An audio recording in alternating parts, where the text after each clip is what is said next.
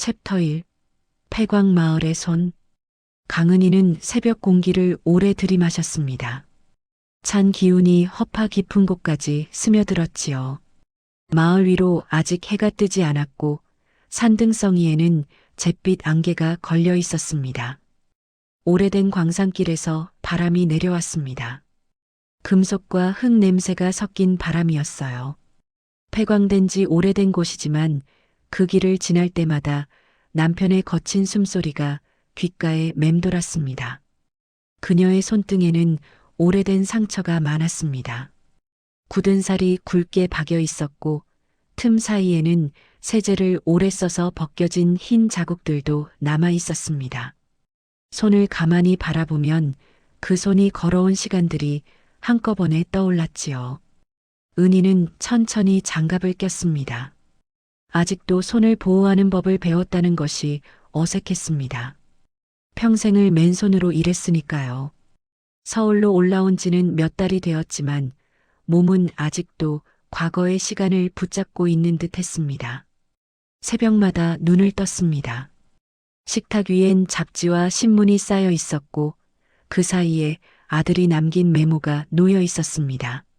엄마, 아침은 제가 준비할게요. 쉬세요. 그녀는 메모를 매만지며 작은 미소를 지었습니다. 하지만 마음 한쪽에서는 불편한 감정이 고개를 들었습니다. 이렇게 쉬어도 되는 걸까? 그 생각이 매일같이 스며들었지요. 서울의 생활은 은희에게 낯설었습니다. 도윤이 사는 집은 한강이 내려다 보이는 아파트였습니다. 창문이 크고 벽은 흰색으로 반짝거렸습니다. 모든 것이 깨끗했고 조용했습니다. 너무 조용해서 밤이면 귀에서 바람이 우는 소리가 나는 듯 했지요. 손이 할 일을 잃은 채 허공을 맴도는 느낌이 들었습니다. 그녀는 가끔 아들이 없는 시간에 집안을 조용히 청소했습니다. 먼지 하나 없는 곳을 소리 없이 닦았습니다. 청소 도구보다 익숙한 것은 없었으니까요. 그러다 집안일을 맡아 하는 관리인이 다가와 말하곤 했습니다. 어머님, 제가 하면 됩니다. 아, 그게 습관이어서요. 은희는 늘 같은 말로 대답했지요. 습관이라는 말은 틀리지 않았습니다. 하지만 그보다 더 정확한 표현은 나를 잊지 않기 위한 일이었습니다. 폐광 마을에서의 삶은 언제나 생존이 걸린 시간이었습니다. 남편이 갱도에서 사고를 겪고 폐질환을 앓기 시작했을 때부터 은희는 모든 일을 혼자 감당해야 했습니다. 새벽에 식당으로 가고 점심엔 학교 급식실로 저녁엔 공장 청소로 향했습니다. 일거리를 찾기 어려운 시기였지만 그녀는 쉬지 않았습니다. 쉬면 무너질 것 같았기 때문이었습니다. 도윤은 그런 어머니를 보며 자랐습니다. 밤마다 교과서에 낙서를 했고 허름한 책상 앞에 앉아 꾸준히 공부했습니다. 은희는 아들의 등을 토닥이며 말하곤 했습니다. 너는 꼭 여기서 나가야 한다. 그래야 숨통이 트이지. 그 말은 기도였고 바람이었고 유일한 희망이었습니다. 서울에서의 몇 달은 평온했습니다. 하지만 그 평온은 얼마나 오래 이어질지 알 수 없었습니다. 은희는 요즘 부쩍 아들의 얼굴이 밝아졌다는 걸 느꼈습니다. 약혼자와 함께 결혼을 준비하고 있기 때문이었지요. 그녀는 처음 만남에서 고개를 숙여 인사했습니다. 약혼자는 반듯한 옷차림을 하고 있었고 서울 사람 특유의 깔끔한 태도를 보였습니다. 하지만 그 미소 속에서 알 수 없는 온도 차를 느꼈습니다. 마치 나와는 다른 세계의 사람이라는 간극이 뚜렷하게 드러나는 듯 했지요. 은희는 그 거리감을 무시하려 했습니다. 하지만 쉽게 사라지지 않았습니다. 미묘한 어긋남이 가끔씩 스며들었고 그녀는 그 틈을 혼자 채우려 애썼습니다. 창밖을 바라본 은희는 낮게 숨을 내쉬었습니다. 서울의 하늘은 높고 맑았지만 어딘가 멀게 느껴졌습니다. 언제든 바람이 불어와 그 하늘 아래의 풍경을 뒤흔들 것만 같았습니다. 그리고 그 바람이 향하는 곳에는 그녀가 아직 모르는 새로운 사건이 기다리고 있었습니다. 챕터 2. 보이지 않는 금. 전날의 찬 바람이 아직 손끝에 남아 있었습니다. 은희는 부엌에서 조용히 물을 끓였습니다. 작은 주전자에서 올라오는 수증기가 천천히 흔들렸습니다. 아침 햇빛은 창문을 따라 길게 흘렀고 부엌은 따뜻했지만 마음은 어딘가 꽉 막혀 있었지요. 전날 저녁 도윤의 약혼자인 윤서연이 아파트에 들렀습니다. 단정한 외모에 고급스러운 코트를 걸친 모습, 말투는 친절했지만 그 친절이 유리잔처럼 얇고 투명했습니다. 어머님, 지난번 약속하신 원단 샘플은 혹시? 아, 그게 제가 잘 몰라서요. 은희는 손을 모아 쥐었습니다. 말끝이 흐려졌습니다. 서연은 미소를 띄었지만 눈동자는 차갑게 흔들렸습니다. 요즘은 다 인터넷으로 검색할 수 있어요. 도윤 씨 어머니 정도시면 조금만 더 보시면 되잖아요. 그녀의 말은 비난도 겉보기엔 무례도 아니었습니다. 하지만 은희는 숨이 조금 답답해지는 느낌을 받았습니다. 서연이 돌아간 뒤 도윤이 말했습니다. 엄마, 서연이 결혼 준비에 예민해요. 조금만 이해해 주세요. 그래, 그럴 수 있지. 그녀는 짧게 대답했지만 마음속에는 작은 금이 생겼습니다. 누군가 보지 않으면 티나지 않는 아주 얇은 금. 그러나 금은 결국 넓어지기 마련이지요. 며칠 뒤 은희는 결혼식 준비를 돕기 위해 백화점에 갔습니다. 화려한 조명과 사람들, 수백만 원짜리 드레스와 액세서리가 자연스럽게 놓여 있는 공간. 은희는 그 속에서 유난히 작아지는 기분이 들었습니다. 점원들은 예의 바르게 응대했지만 시선은 늘 도윤과 서연에게 머물렀습니다.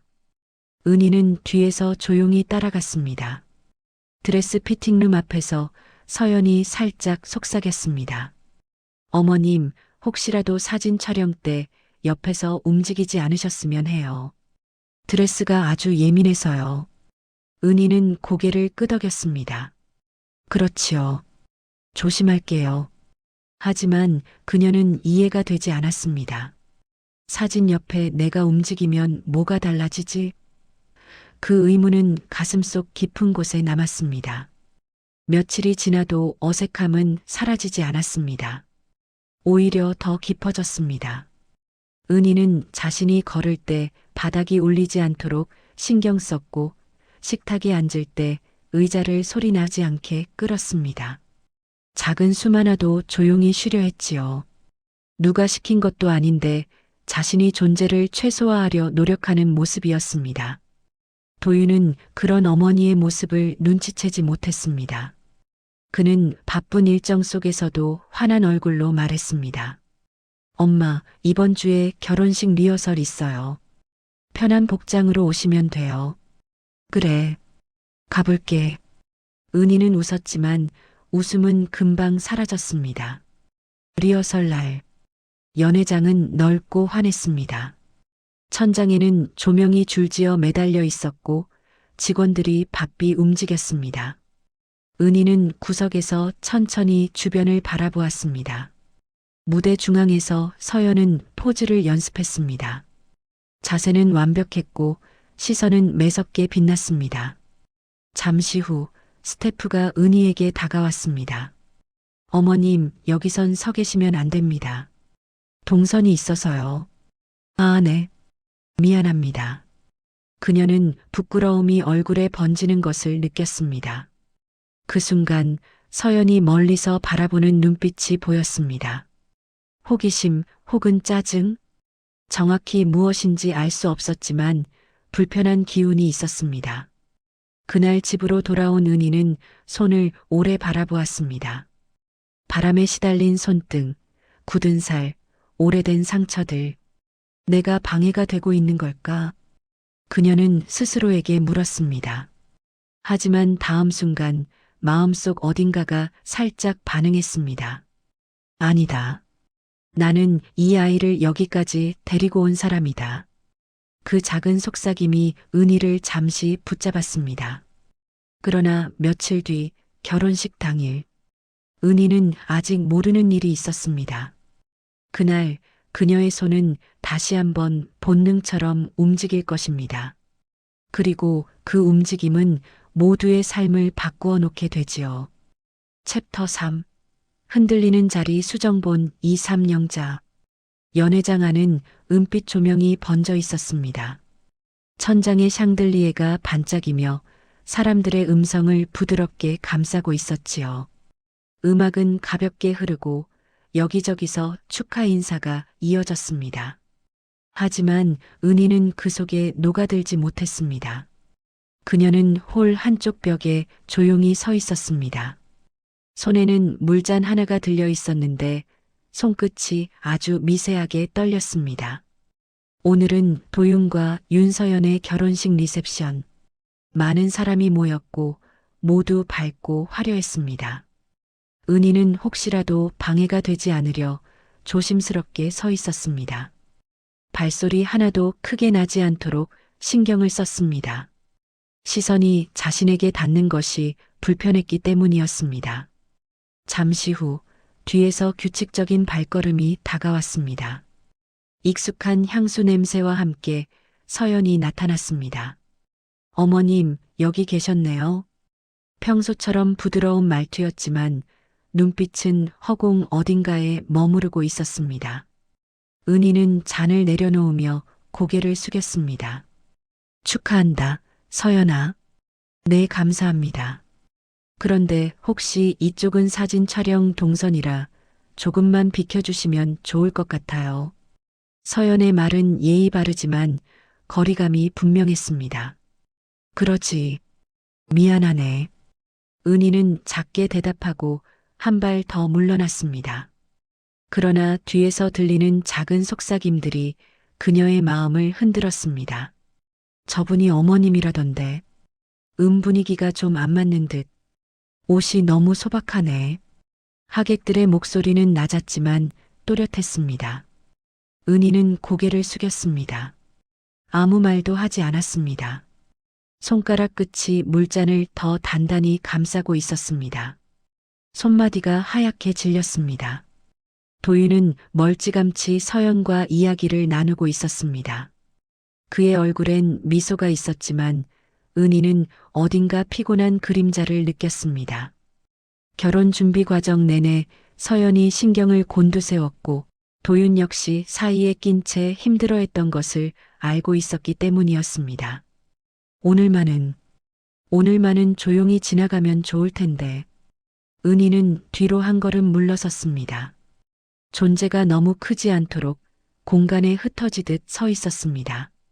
그때 시선의 끝에 누군가 보였습니다.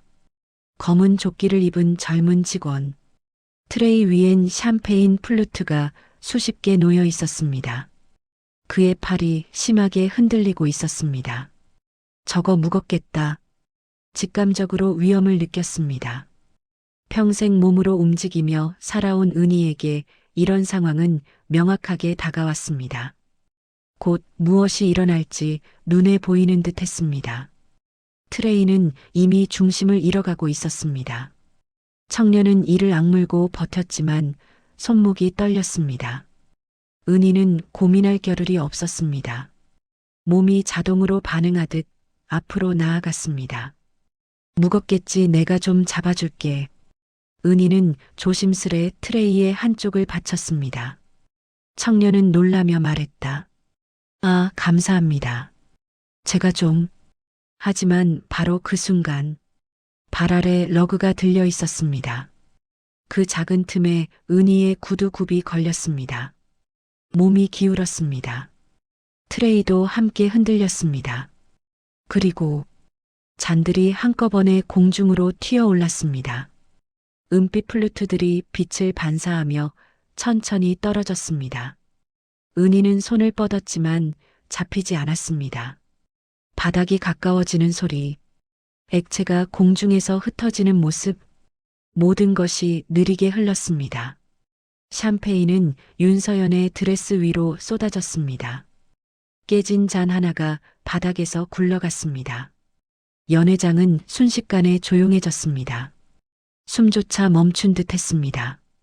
서연은 얼어붙은 채 고개를 내려다보았습니다. 흰 드레스 위에 번져가는 노란 얼룩. 천천히 고개를 들었을 때 그녀의 얼굴은 창백했습니다. 입술이 떨렸고 눈매가 날카롭게 변했습니다. 어머님, 이게 뭔 줄 아세요? 은희는 숨을 들이켰습니다. 미안하다, 내가 도우려다가. 도우려다가요?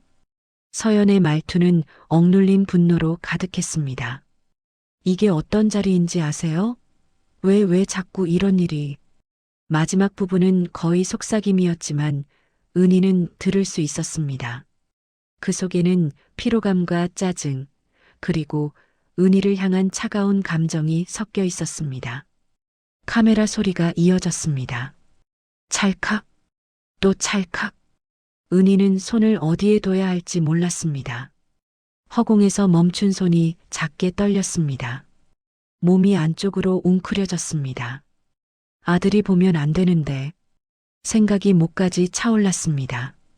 도윤이 멀리서 다가오고 있었습니다. 표정은 이미 굳어 있었습니다. 그가 이 장면을 보기 전에 은희는 서둘러 한 걸음 뒤로 물러났습니다. 내가 좀 나갔다 올게. 미안하다 정말.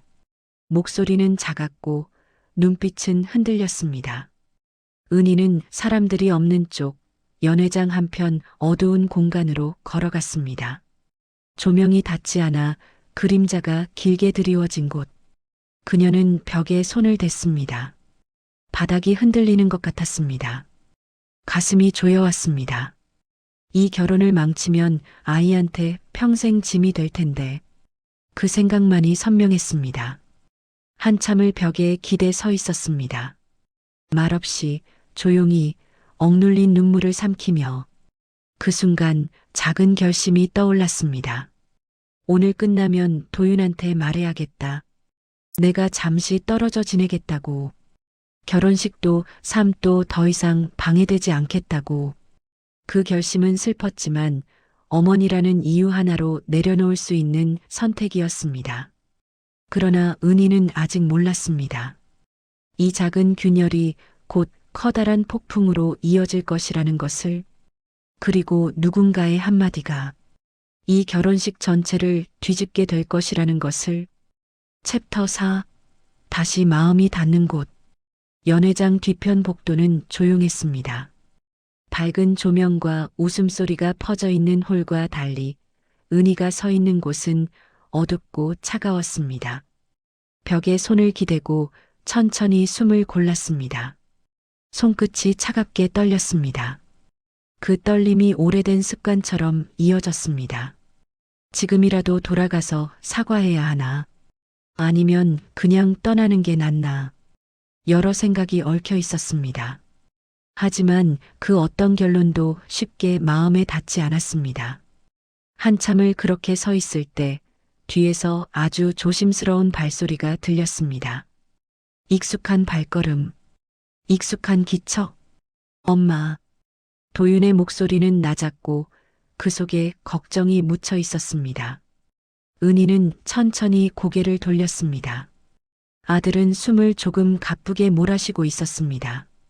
그녀를 찾기 위해 이곳저곳을 헤맨 흔적이었습니다. 은희는 당황한 얼굴로 말을 꺼냈습니다. 도윤아, 엄마가 잘못했지. 괜히 나섰어.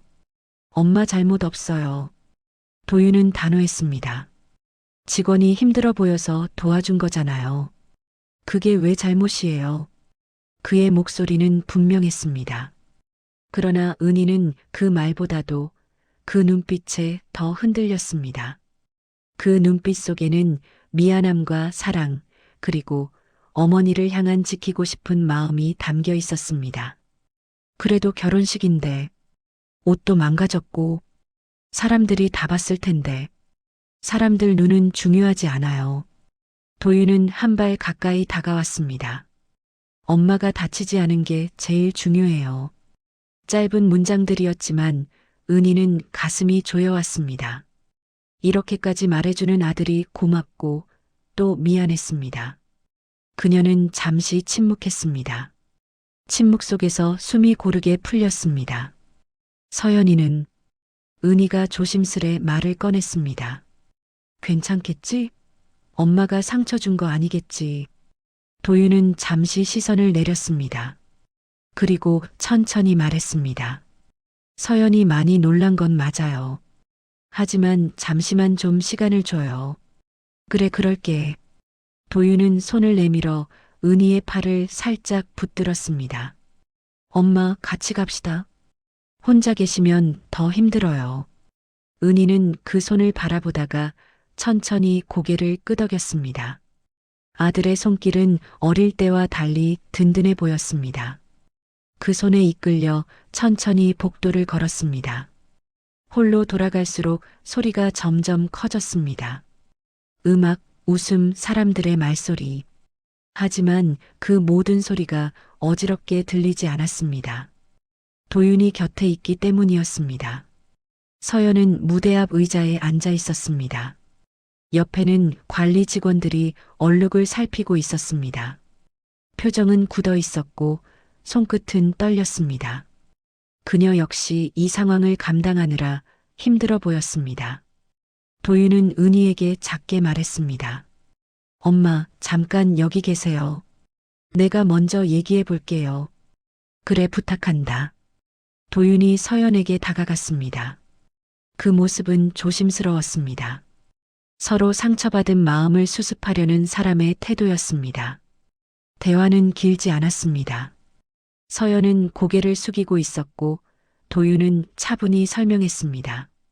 잠시 후 서연이 천천히 자리에서 일어났습니다. 은희에게 다가왔습니다. 발걸음이 무거웠습니다.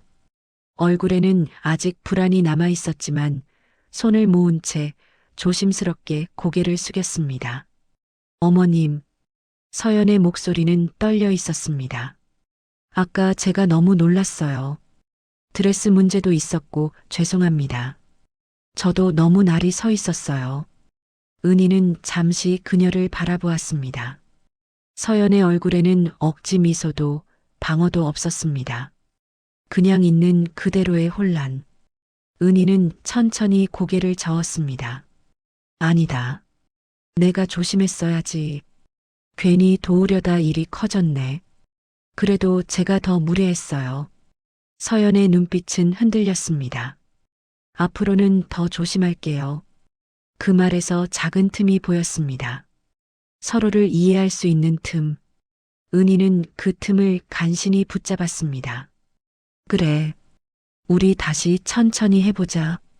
짧은 말이었지만 그 말에는 서로에게 내민 다리와도 같은 의미가 있었습니다. 그날의 갈등은 완전히 해결된 것은 아니었습니다. 그러나 작은 회복의 씨앗이 심어졌습니다. 어색함은 남아 있었지만 그 속에서 서로를 향한 이해가 조금씩 자라기 시작했습니다.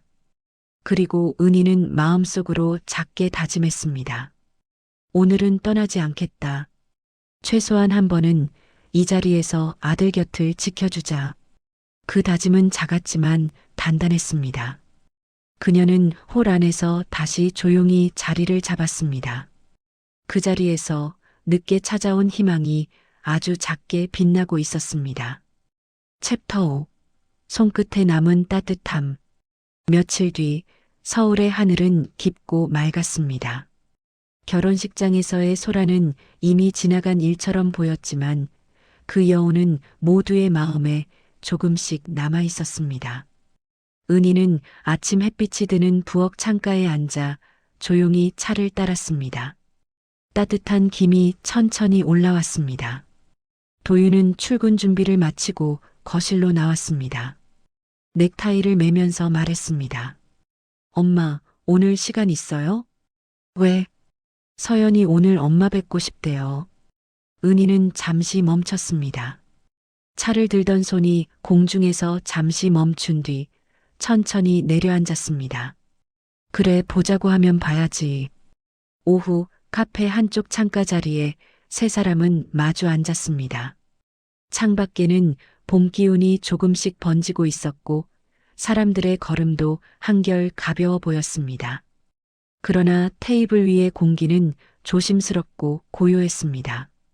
서연이 먼저 고개를 숙였습니다.